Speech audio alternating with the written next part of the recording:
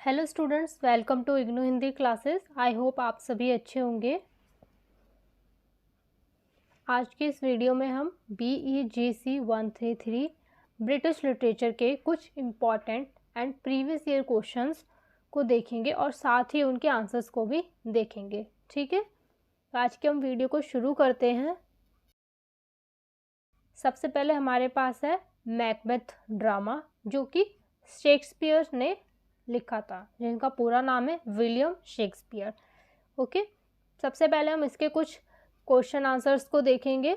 ठीक है, तो हमारे पास पहला क्वेश्चन है, define Renaissance and right briefly about its origin.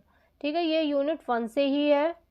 Macbeth की जो यूनिट 1 है उसी में से ये क्वेश्चन लिया गया है कि रेनेसा को डिफाइन करना है आपको और उसका ओरिजिन बताना है। ये इसका आंसर है। आप ये आंसर को पढ़ सकते हैं, स्क्रीनशॉट ले सकते हैं या नोट भी कर सकते हैं। ठीक है, मैं इसे डिस्कस नहीं करूँगी, आप इसे पढ़ लेना खुद से, क्योंकि बहुत सारे क्वेश्चन हैं। अगर मैं डिस्कस करूँगी तो वीडियो बहुत लंबी हो जाएगी। ये इसका आंसर यहाँ पे ख़त्म होता है। ये है हमारा अगला question, theatre in the Elizabethan period. ठीक है, हमें थिएटर बताना है कि एलिजाबेथन पीरियड जब चल रहा था तो थिएटर उस समय कैसा था। ठीक है,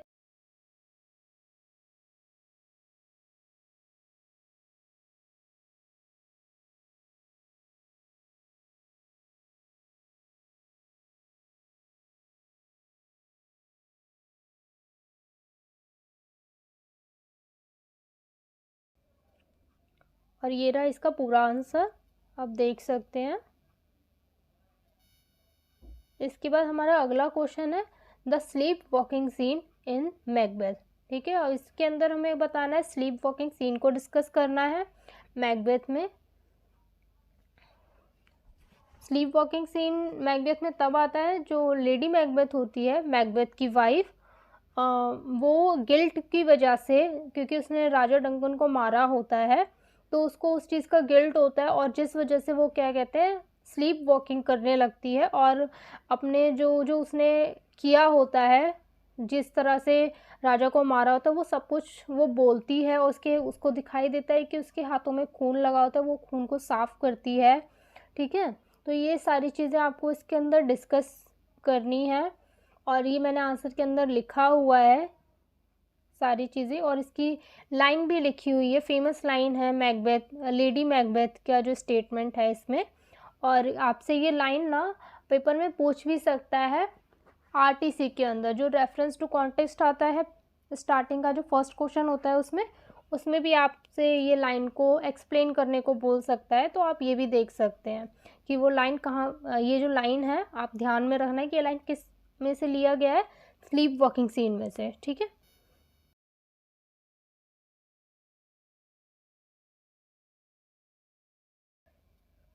इसके बाद यह इसका पूरा आंसर है, आप इसको देख सकते हैं, इसे पढ़ लेना। इसके बाद हमारा अगला क्वेश्चन है, the significance of the Potter seen in Macbeth. ठीक है, अब इसके अंदर हमें पॉटर सीन को बताना है। ये जो है पॉटर सीन मैकबेथ के अंदर, ये काफ़ी कॉमेडिक सीन है।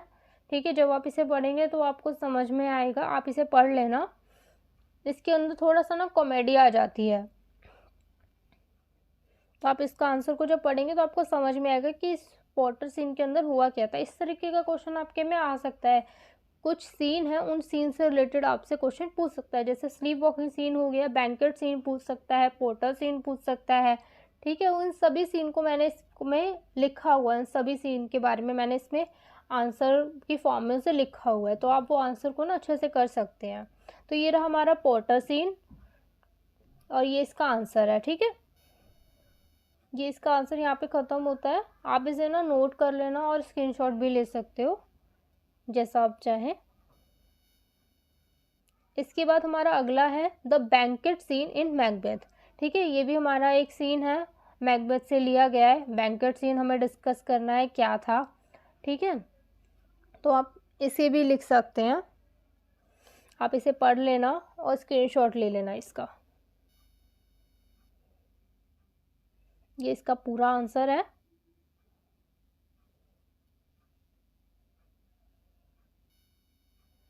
इसके बाद अब हमारा जो अगला क्वेश्चन है वो है Lady Macbeth is often called the fourth witch in the play Macbeth, do you agree with this view, give your opinion on the role of Lady Macbeth in this play. ये जो question है ना, ये previous year जो exam हुए हैं उनमें भी ये क्वेश्चन पूछा गया है, इसलिए मैंने इसका आंसर भी इसके अंदर लिखा है। तो आप इस आंसर को पढ़ लेना कि लेडी मैकबेथ को फोर्थ विच बोला गया है मैकबेथ के प्ले के अंदर। तो आपको इस व्यू के ऊपर एग्री करते हो तो आपका ये क्या व्यू है, अपना ओपिनियन देना है आपको लेडी मैकबेथ के रोल को लेकर। इस प्ले में जो लेडी मैकबेथ का रोल रहा है तो वो उसका आंसर मैंने लिखा हुआ है, आप वो आंसर भी इसे पढ़ के लिख सकते हैं। अच्छे से तैयार कर लेना इन क्वेश्चंस को आप एग्ज़ाम के लिए।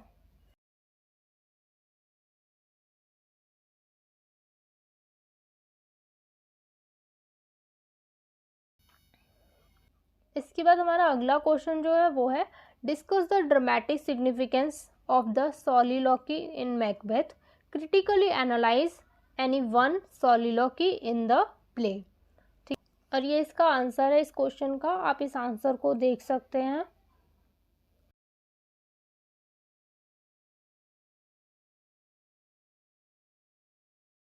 और ये इसका आंसर है पूरा। ठीक है,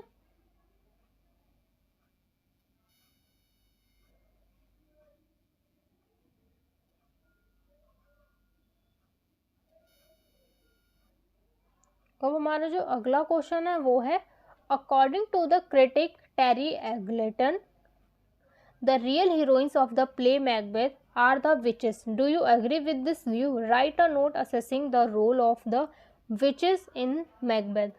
ठीक है,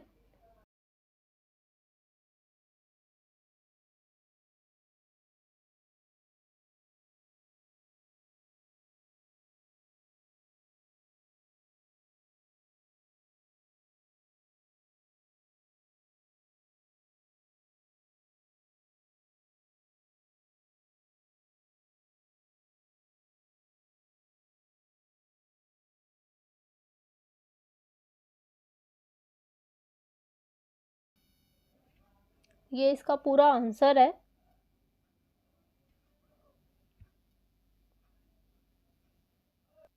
अब नेक्स्ट है हमारे पास थॉमस हार्डी का नॉवल है ये फार फ्रॉम द मैडिंग क्राउड। ठीक है, अब हम इसके क्वेश्चन आंसर्स को देखेंगे। हमने पहले मैकबेथ के क्वेश्चन आंसर्स देख लिए हैं सारे, प्रीवियस ईयर के जितने भी थे हमने उनको डिस्कस कर लिया, देख लिया। और अब हम देखेंगे फार फ्रॉम द मैडिंग क्राउड, ये एक नॉवल है जो कि थॉमस हार्डी ने लिखी थी। ठीक है, तो इसका जो पहला क्वेश्चन है वो है write a note on Thomas Hardy. ठीक है, सबसे पहले आपको थॉमस हार्डी के ऊपर एक नोट लिखना है, मतलब उनकी लाइफ के बारे में पूरा एक आपको नोट तैयार करके लिखना है कि उनकी लाइफ कैसी थी, वो कौन थे, वो कैसी राइटिंग करते थे, उनकी लाइफ के बारे में, उनका बॉर्न कब हुआ, कहाँ से थे, है ना, क्या क्या उन्होंने अचीव किया, अचीवमेंट्स रही हैं उनकी, ये सारी चीज़ें आपको लिखनी है इसके अंदर।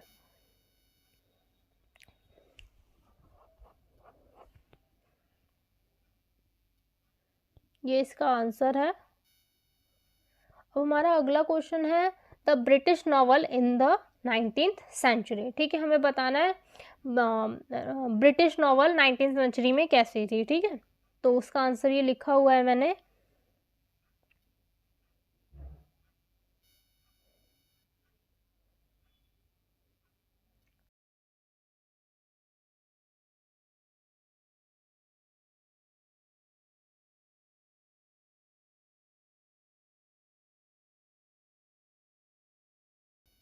अब हमारा अगला जो क्वेश्चन है वो है Thomas Hardy and the novel of realism. ठीक है, हमने थॉमस हार्डी के बारे में बात करनी है, फिर उनकी जो नॉवल में रियलिज्म देखने को मिलता है उसको डिस्कस करना है। ठीक है, तो ये इसका आंसर है।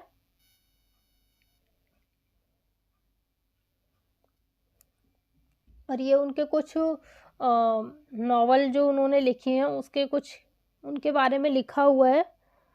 Tess of the d'Urbervilles, far from the madding crowd, the mayor of Casterbridge, Jude and obscure, ये इनकी कुछ नॉवल हैं जिनके अंदर हम रियलिज्म के कैरेक्टरिस्टिक्स हम देखते हैं।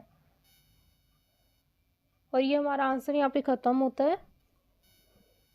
इसके बाद हमारा अगला क्वेश्चन है the natural world as represented in Thomas Hardy's Far from the madding crowd.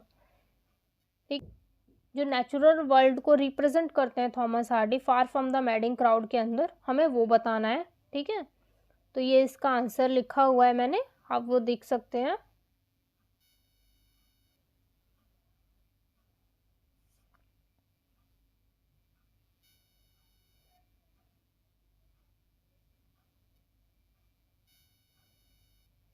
अब हमारा अगला जो क्वेश्चन है वो है write a brief critical essay on the major characters in Far from the madding Crowd. ये जो क्वेश्चन है हमारे, ये प्रीवियस ईयर के जो एग्जाम हुए हैं उनमें भी पूछा गया है, तो आप इनके कैरेक्टर्स को ना अच्छे से याद कर लेना। इसके अंदर मेजर कैरेक्टर कौन कौन से हमारे पास, बाथशेबा एवर्डन है, गैब्रियल ओक है, सर्जेंट फ्रांसिस ट्रॉय है, विलियम बॉल्डवुड है। और बस ये हमारे कुछ मेजर कैरेक्टर्स हैं। ठीक है,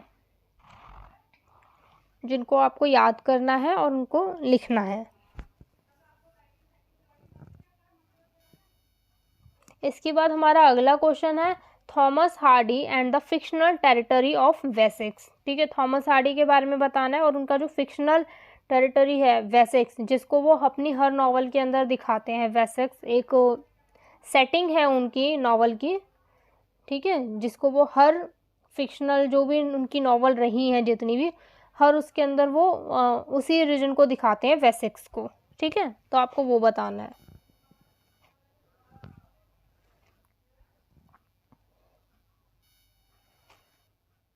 इसके बाद हमारा अगला क्वेश्चन है the title of the novel far from the madding crowd.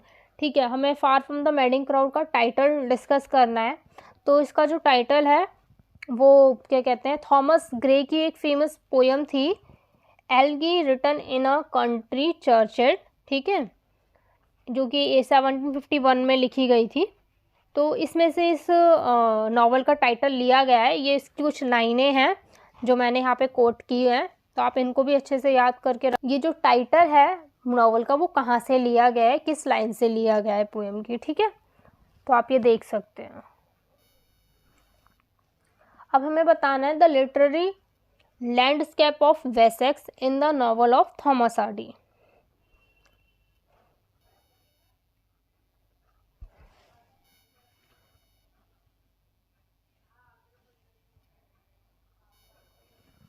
इसके बाद हमारा अगला क्वेश्चन है faith and chance in the plot of far from the madding crowd. ठीक है, ये क्वेश्चन भी क्या है कि प्रीवियस ईयर के जो एग्जाम हुए थे उनमें पूछा गया था, फेथ एंड चांस से रिलेटेड क्वेश्चन था, पर वो ये नहीं था, पर डिफरेंट था, पर सेम ऐसा ही क्वेश्चन था। तो आप इसको भी अच्छे से कर लेना क्वेश्चन को।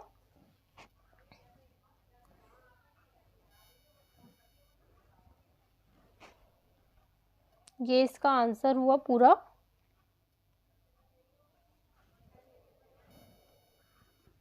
अब हमारा जो अगला क्वेश्चन है वो है Bathsheba Everdene is one of the best drawn and strongest female characters in Hardy's novel. Comment on this statement on the basis your reading of the novel far from the madding crowd. ठीक है, अब हमें बाथशेबा एवर्डन के character के बारे में discuss करना है। ठीक है, थोड़ा सा कि वो एक स्ट्रॉन्गेस्ट फीमेल कैरेक्टर उन्होंने इस नॉवल के अंदर उसे दिखाया है, और वो क्यों है, कैसे है, वो उन सब चीज़ों को मैंने इसके अंदर लिखा है।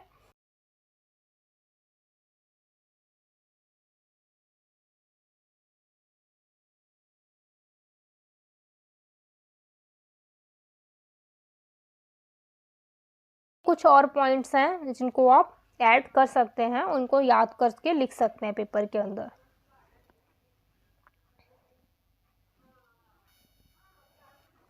इसके बाद हमारी अगला जो है वो एक प्ले है जो लिखा था जॉर्ज बेनार्ड शो ने।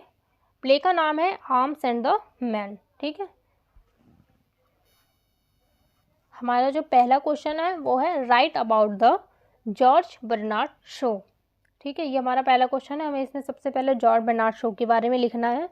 मैंने यहाँ पे दोबारा एक बार और राइट लिख दिया है, तो उसे आप कट कर देना, सिर्फ वो गलती से हो गया है, मिस्टेक हो गई है। ठीक है, तो सबसे पहले हमने इसके अंदर ये जॉर्ज बर्नार्ड शो के बारे में थोड़ा सा लिखना है, उनका इंट्रोडक्शन देना है लाइफ के बारे में, फिर उनके जो ड्रामाज रहे हैं या फिर उन्होंने कौन कौन से नॉवेल्स लिखे हैं, किस तरह का उनका राइटिंग रहा है, या कौन कौन से उन्होंने प्ले लिखे हैं, उन सब के बारे में मैंने सबको लिखा हुआ है इसके अंदर, आप देख सकते हैं और पढ़ सकते हैं इसको अच्छे से। आप वीडियो को पॉज करके पढ़ सकते हैं, आप स्क्रीनशॉट लेके पढ़ सकते हैं, चाहे तो आप अलग से अपने नोट करके भी इसे पढ़ सकते हैं अच्छे से। ये हमारा यहाँ पर इसका आंसर ख़त्म होता है। ठीक है,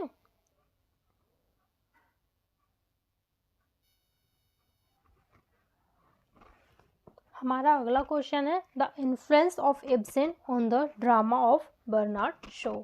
ठीक है, ये क्वेश्चन भी जो है वो प्रीवियस ईयर के एग्जाम्स में पूछा गया है। ठीक है, तो आप इसको भी अच्छे से तैयार कर लेना।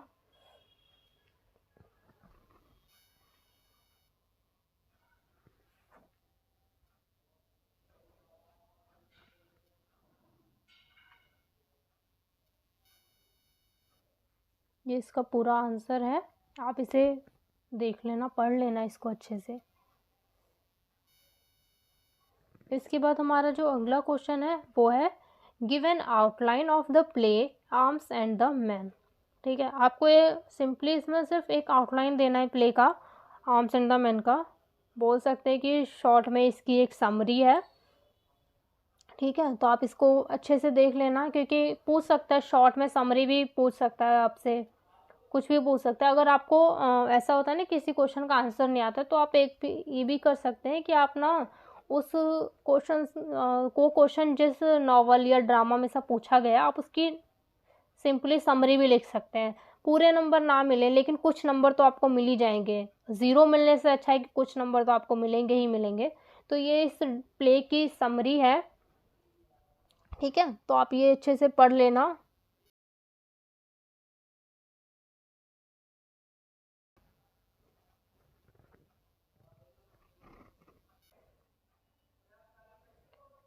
हमारा जो अगला क्वेश्चन है वो है discuss the significance of the title Bernard Shaw's play Arms and the man. ठीक है, ये इसका आंसर लिखा हुआ है।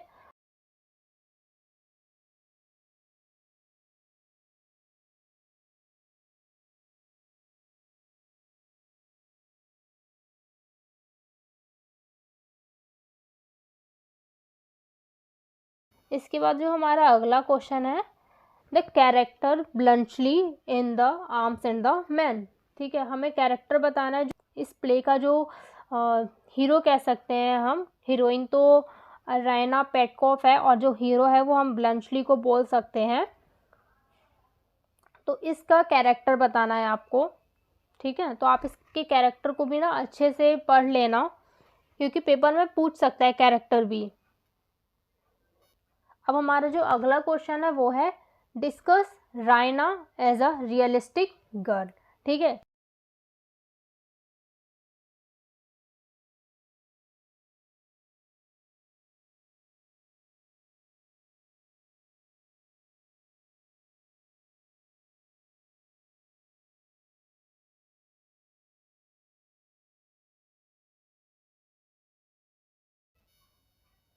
इसके बाद जो हमारा अगला क्वेश्चन है वो है write a note on Louka as an ambitious girl. ठीक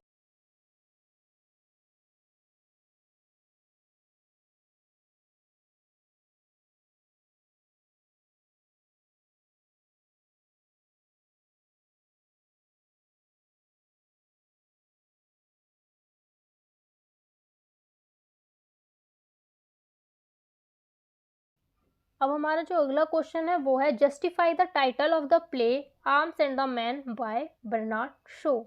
ठीक है,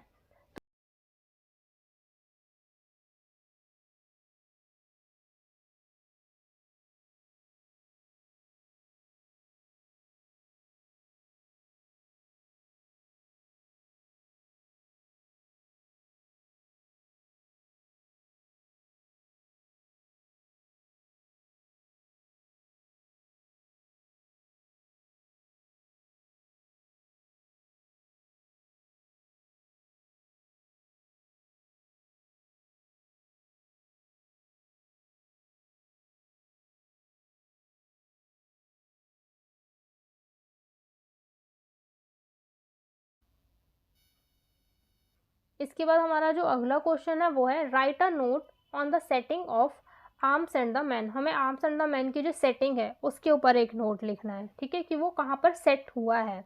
आर्म्स एंड द मैन जो नॉवल है वो कहाँ पर लिखा गया, इसका जो सेटिंग है वो क्या है, उसके ऊपर लिखना है। तो ये इसका आंसर है, आप देख सकते हैं, ठीक है। हमारा जो ये अगला क्वेश्चन है वो है discuss Arms and the Man as a satire on the romantic notion of war, ठीक है। ये इसका आंसर है, आप इसको देख सकते हैं, पढ़ भी लेना इसे।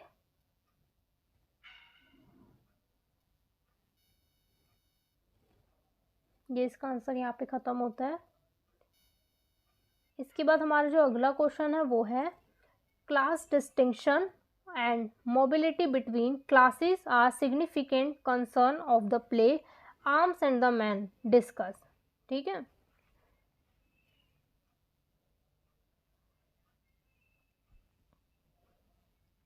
तो ये इसका आंसर है, आप इस आंसर को लिख सकते हैं।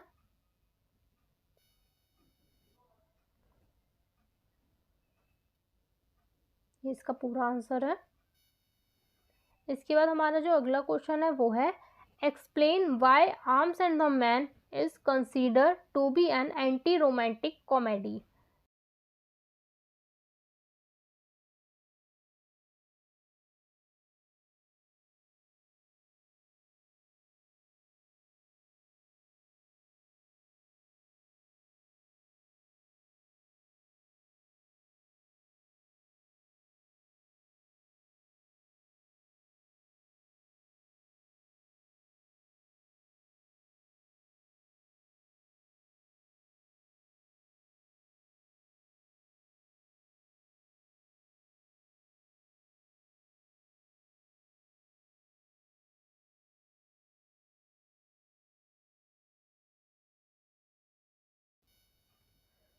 तो हमारे यहाँ पर होते हैं क्वेश्चन आंसर्स ख़त्म सारे।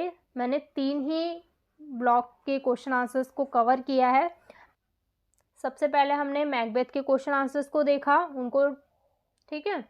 उसके बाद हमने दूसरा देखा फार फ्रॉम द मैडिंग क्राउड, इसके भी हमने इंपॉर्टेंट क्वेश्चन और जो प्रीवियस ईयर के क्वेश्चन थे उनको देखा, उनके आंसर्स को भी देख लिया। तीसरा हमने आर्म्स एंड द मैन, ये जो प्ले है इसके भी क्वेश्चन आंसर्स को देख लिया है। इसमें एक ब्लॉक और बचता है मॉड डी आर्थर का, ठीक है। ऑल्फर टेनिसन की जो एक पोयम है, लॉन्ग पोयम जो है मॉड डी आर्थर, उसके क्वेश्चन आंसर्स को मैंने डिस्कस नहीं किया है क्योंकि अभी मैंने वो के आंसर्स मैंने लिखे नहीं है क्वेश्चंस के। जब मैं उनको लिख लूँगी तो मैं उसकी वीडियो अपलोड कर दूँगी, ठीक है। तो अगर आपको ये वीडियो अच्छा लगता है तो वीडियो को लाइक करना और वीडियो को ज़्यादा से ज़्यादा हो, आप जिन्हें जानते हैं जिनके पास ये सब्जेक्ट है और जिनको इनकी ज़रूरत है ज़्यादा, उनके साथ शेयर करना। कमेंट करके बताना कि आपको वीडियो कैसी लगी और प्लीज़ चैनल को सब्सक्राइब कर लेना इग्नू हिंदी क्लासेस, ठीक है। और अपने फ्रेंड्स के साथ शेयर करना इसे। Bye, thank you.